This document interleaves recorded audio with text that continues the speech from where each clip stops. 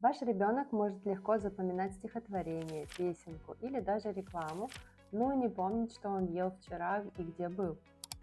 Я Елизавета, нейропедагог и практик по нейросенсомоторной интеграции рефлексов. В своем блоге рассказываю о психологии, нейронауке и развитии детей. Делюсь своими знаниями и практическими советами.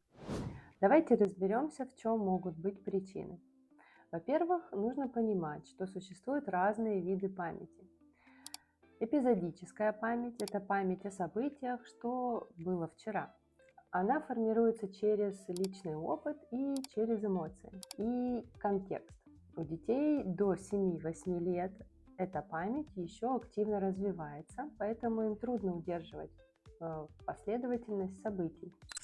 Семантическая память – это память на знания, то есть на знание слов, текстов и фактов. Это тогда, когда ребенок учит стихотворение, он использует ритм и звук, который повторяется, то есть механизмы, которые активизируют другие участки мозга, в частности левое полушарие и слухово-речевые центры. Двигательная память – это когда ребенок учится кататься на велосипеде, писать, играть на инструменте или завязывать шнурки. То есть мозжечок запоминает последовательность и ритм движения. После многократных повторений эти движения становятся автоматическими. Это и есть двигательная память. О мозжечке, ритме и синхронизации мы поговорим в следующих лекциях. Итак, для эпизодической и семантической памяти есть ключи к запоминанию – ритм и рифма. Стихи и песни создают структуру, которая помогает мозгу приклеить информацию. Это как музыка. Мозг предсказывает следующий ритм и легко воспринимает слова. А простые бытовые события без ритма и эмоционального оттенка часто стираются, как ненужная информация.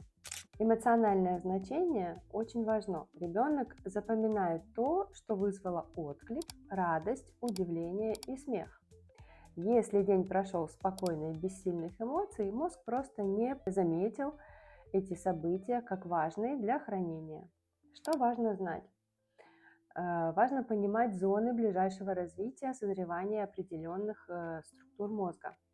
Зоны, отвечающие за долговременную и контекстную память, это височные доли и гиппокамп. Полностью эти зоны созревают ближе к 10-12 годам.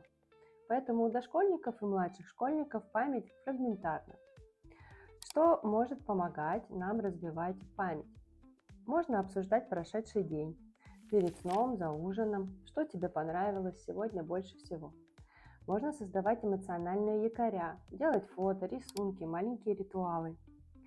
Играть в игры на восстановление последовательностей, что было сначала, что было потом и чем все завершилось.